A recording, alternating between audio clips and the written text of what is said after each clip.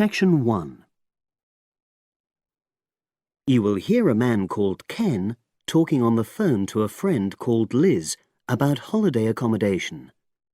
First, you have some time to look at questions 1 to 6.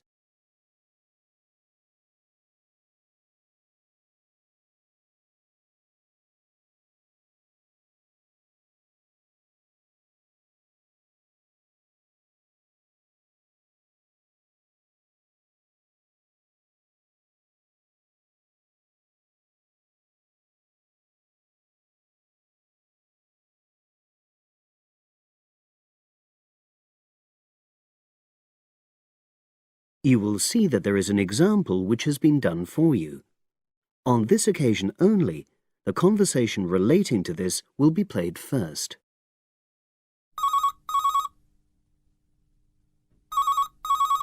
Hello. Hi Liz, it's Ken here. Hi, Ken. Nice to hear from you. Are you... This is just a quick call, but Mary and I have just been talking about our summer holiday. We haven't booked a place yet, and we've left it a bit late. We were just wondering if you know of any holiday rentals in your area. It's so nice there. Well, yes. I can think of 2 or 3 places that are very nice. What dates have you got in mind? The 10th of July to the 22nd of July. Ken says that they need accommodation from the 10th to the 22nd of July. So the 10th to the 22nd of July has been written in the space. Now we shall begin. You should answer the questions as you listen because you will not hear the recording a second time. Listen carefully and answer questions 1 to 6.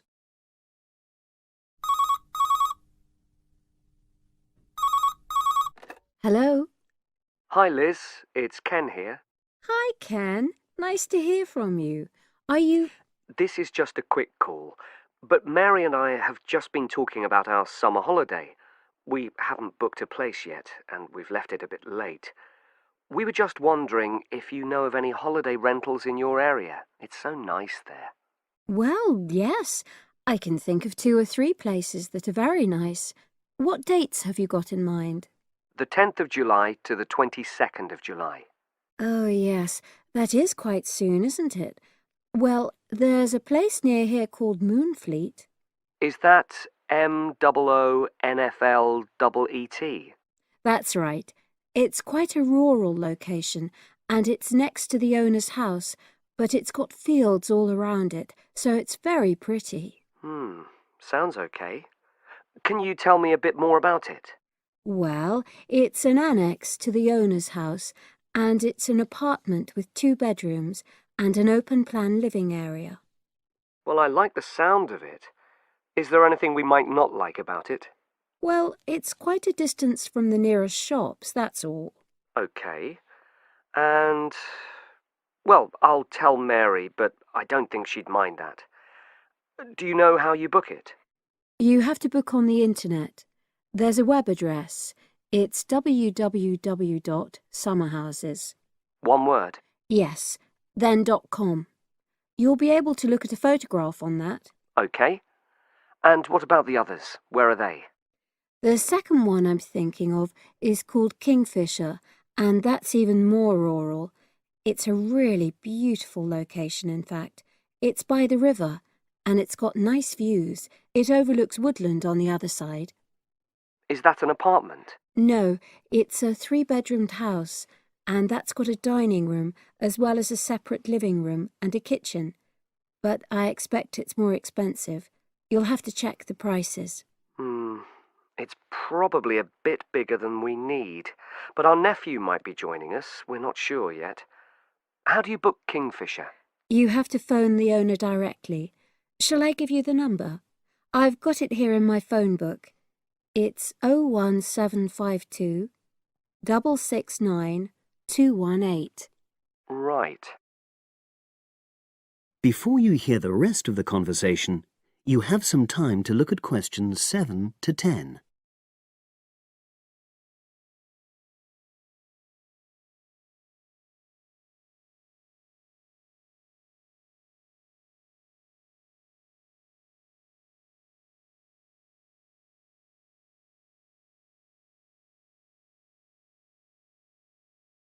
Now listen and answer questions 7 to 10. And you mentioned a third place? Yes, there's a house that my sister stayed in last year. It's called Sunnybanks. Nice name. And the location of that one is rather different. It's in the centre of a village, but it's a very small and quaint place. Did your sister like it? Oh, yes. It's by the sea, so her children really loved it. What's the accommodation like? I'm not sure about the number of rooms, because I haven't been in it myself, but I think she said it's quite spacious, and I know it's got its own garden. It's not very big, but it's not shared with anyone else, and it's supposed to be very pretty. Any snags? Problems? The only other thing I can think of is that there's nowhere for parking. The streets are too narrow, so you have to leave your car somewhere else and then walk to the house. It's only about 10 minutes away, but... OK. Well, I don't think it matters personally. How do you book it? There's an agent you have to contact. I don't know his details, but I can ask my sister and let you know tomorrow. Thanks, Liz. That'd be great. I'll talk to Mary and see what she says. Thanks for your help. That's okay, Ken. I'll speak to you again tomorrow. I hope you find what you're looking for. That is the end of section 1. You now have half a minute to check your answers.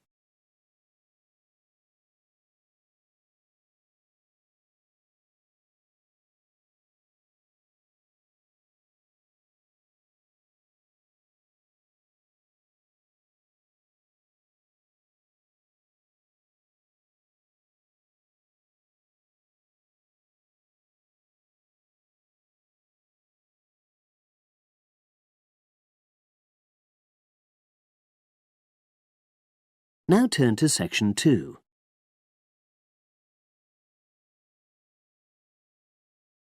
Section 2. You will hear part of a radio program about do-it-yourself house painting.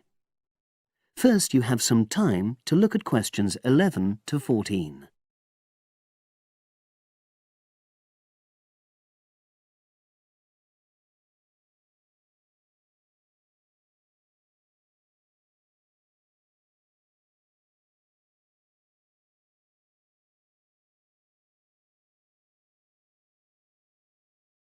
Now listen and answer questions 11 to 14.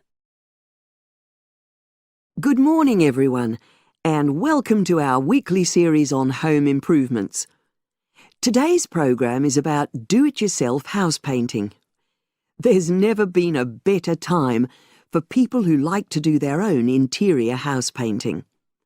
Although people still lead very busy lives, thanks to the availability of various new DIY materials, you can now decorate your home in a more efficient and a more environmentally friendly way. In 2009 alone, approximately 53 million litres of the paint that was sold in the UK were left untouched. That's enough to fill 21 Olympic-sized swimming pools. It's easy to overestimate how much paint you'll need to decorate your room if you use guesswork. And if you know exactly how much paint is needed, you avoid unnecessary waste. There are automatic paint calculators available now. Most of the major paint manufacturers provide them.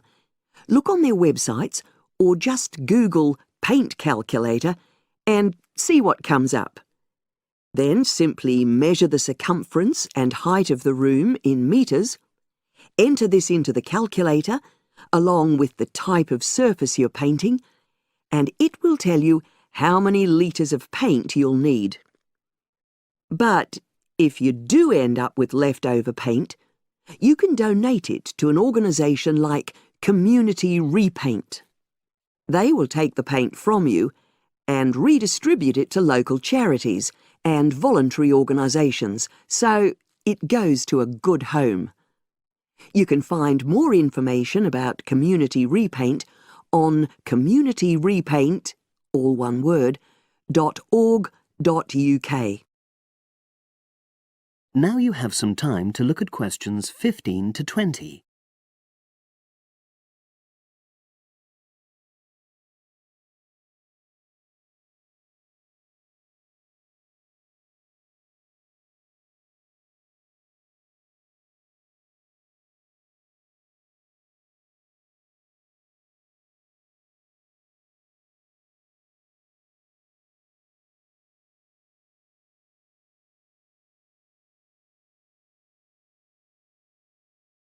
Now listen and answer questions 15 to 20.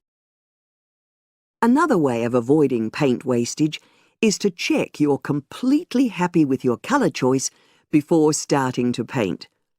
For example, you can get a small sample of the colour you're thinking of using, then paint a board and move it around the room, so you can see how it looks against your furnishings and in different lights.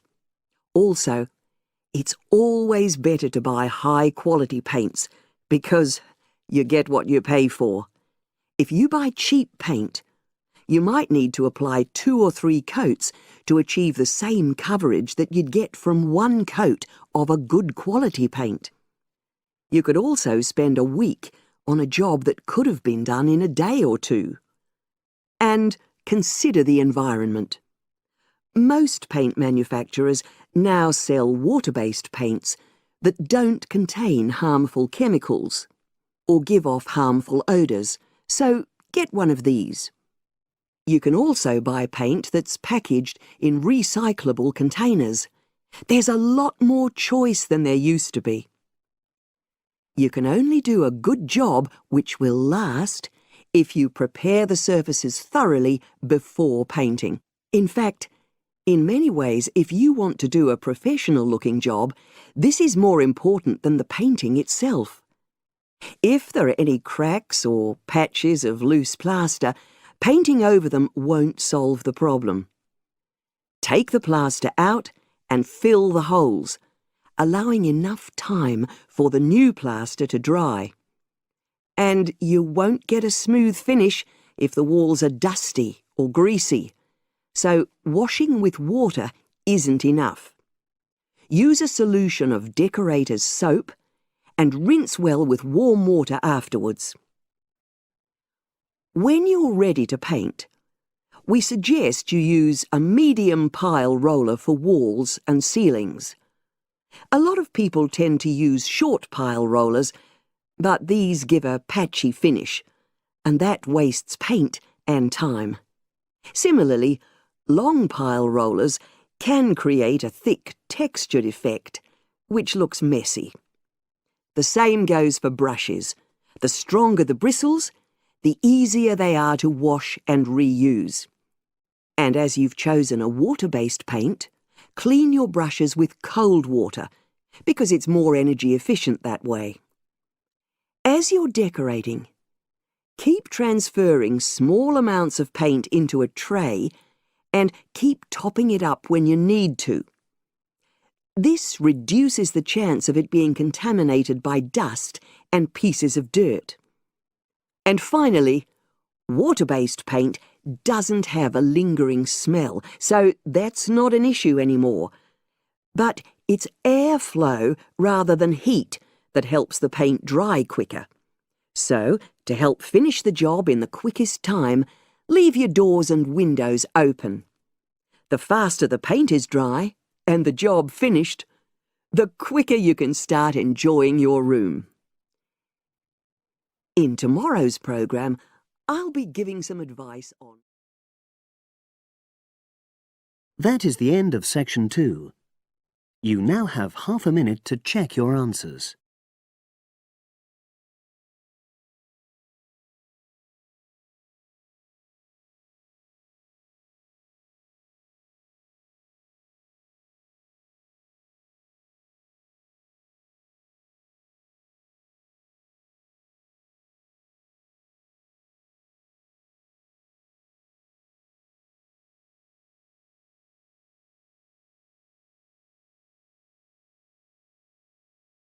Now turn to section 3.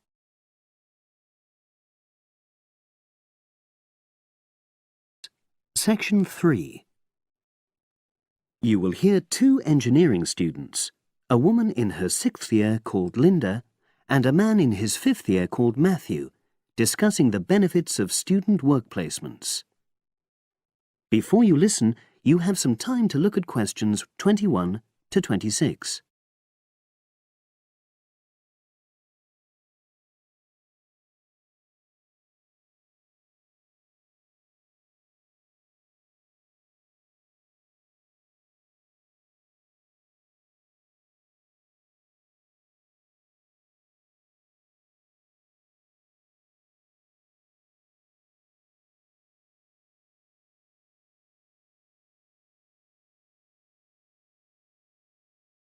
Now listen and answer questions 21 to 26.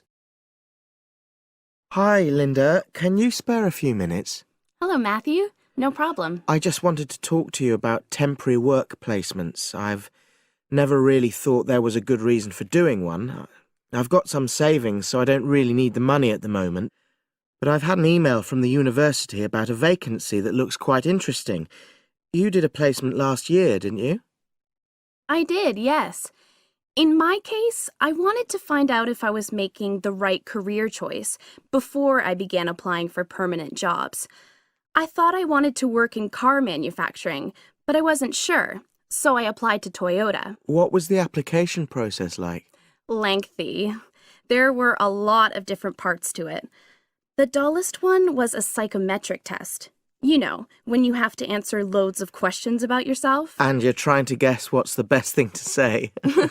Yes. Then there was an activity that we did in groups, which I found really fascinating.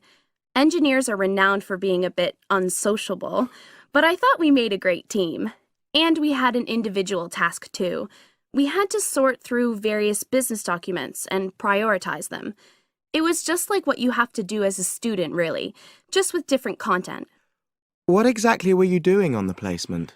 I was helping to design some diagnostic software to identify any waste in the car assembly process. Do you mean waste of materials? No, time. Anything that can speed the process up helps to cut costs. How did the work placement compare to being a student? Was it hard work? Yes, it was. I'd had full-time work before.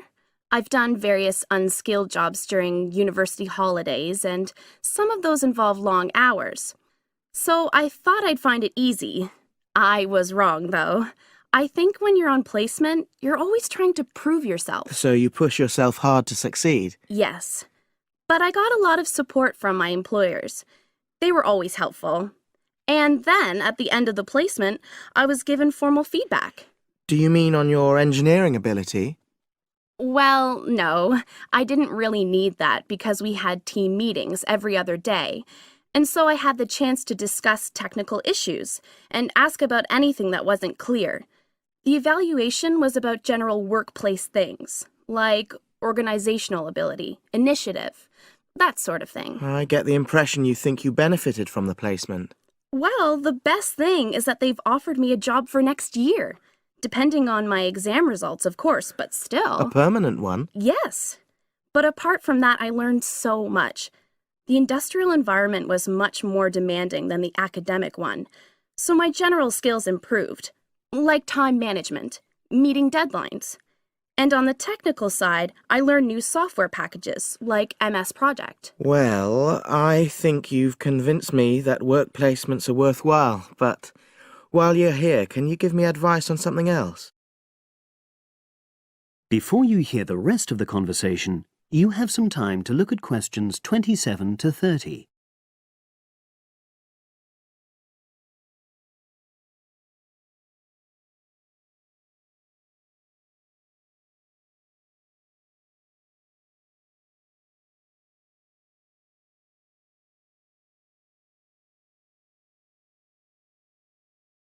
Now listen and answer questions 27 to 30. I'm about to make a start on the engineering materials module, and I've got a book list here. Can you have a quick look and tell me what you would recommend? That's if you can remember. Let's see. I do remember some of them. Yes, this one, The Science of Materials. I found the subject quite hard generally, but this book is very accessible, so it suited me.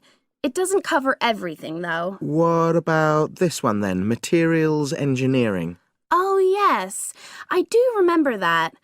But it's a bit out of date now, isn't it? Unless it's a new edition. I don't think so. But what I liked about it were the pictures. They really helped to understand the descriptions. It's useful just from that point of view. Let's see, what else? Oh, yes, that one there, Engineering Basics. I think out of all these, that's got the widest coverage. But I've looked at the contents page and it hardly mentions nanotechnology.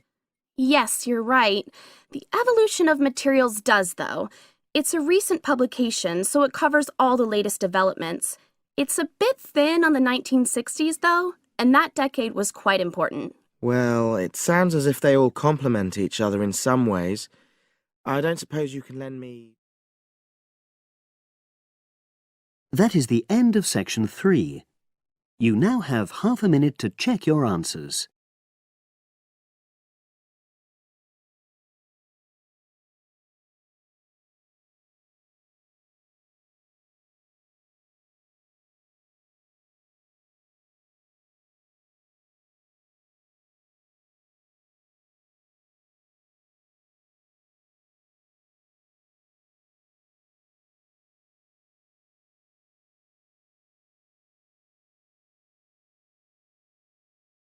Now turn to section 4.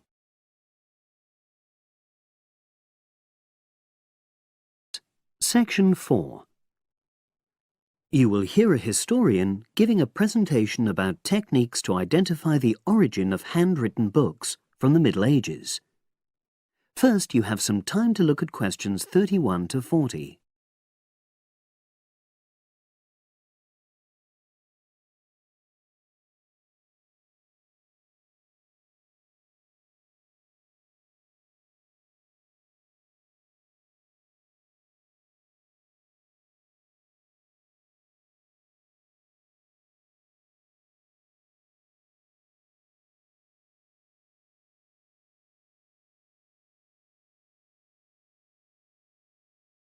Now listen and answer questions 31 to 40.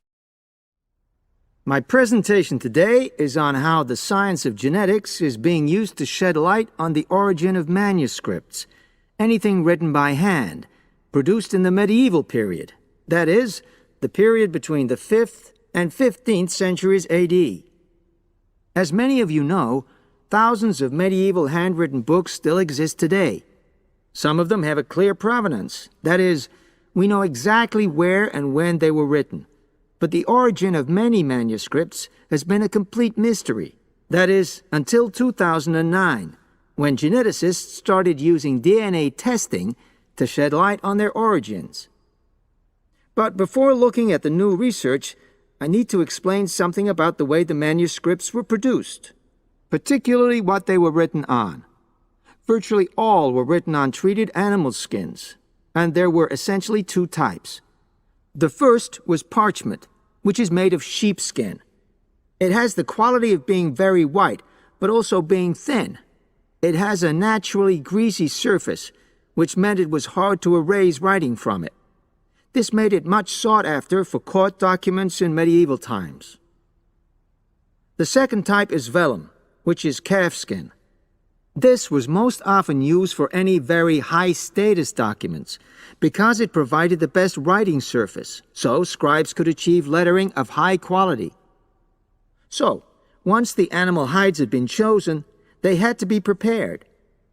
Where the right materials were on hand, the skins were put into large barrels or vats of lime, where they were agitated or stirred frequently.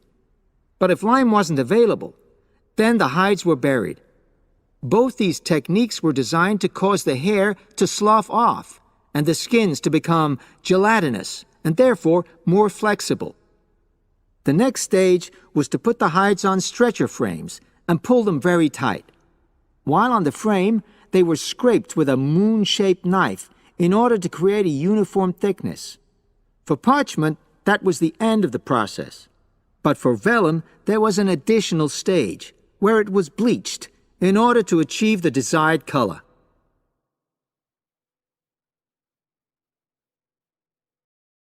So, what does all this preparation mean for the quest to identify the origins of mystery manuscripts?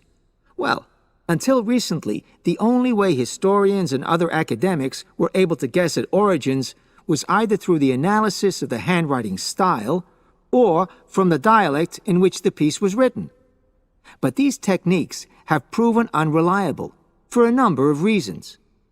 It was thus decided to try to look at the problem from a different angle, to start from what is known, that is, the small number of manuscripts whose origins we do already know. Because these parchments and vellum are both made from animal hides, it was possible to subject them to DNA testing and to identify the genetic markers for the date and location of production. From this was created what is known as a baseline. The next stage was to test the mystery manuscripts, finding their DNA characteristics, and then making comparisons between the known and the mystery scripts. Genetic similarities and differences enabled the scientists to gain more information about the origins of the many manuscripts we had known virtually nothing about up to that point. Now you might ask, what are the potential uses of this new information? Well, obviously, it can shed light on the origin of individual books and manuscripts. But that's not all. It can also shed light on the evolution of the whole of the manuscript production industry in medieval times. And because that was such a thriving business, involving very large-scale movements right across the globe, the new data in turn help historians establish which trade routes were in operation during the whole millennium. Now, if anyone has any questions... That is the end of section 4. You now have half a minute to check your answers.